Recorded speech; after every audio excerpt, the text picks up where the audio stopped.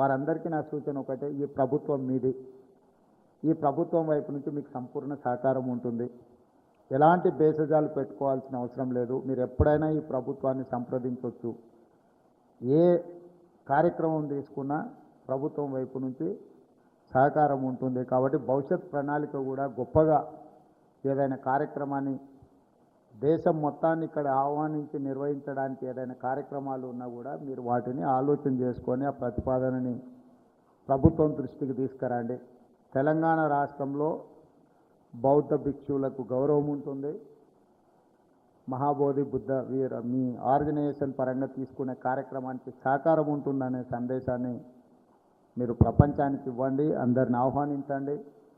ఈ ఆలోచన పెంపొందించే విధంగా ముందుకు తీసుకెళ్ళడానికి మీరు కార్యాచరణ తీసుకోండి. మా ప్రభుత్వం వైపు నుంచి సహకారం ఉంటుందని తెలియజేస్తూ మీ అందరి దగ్గర సెలవు తీసుకుంటున్నా. ధన్యవాదాలు.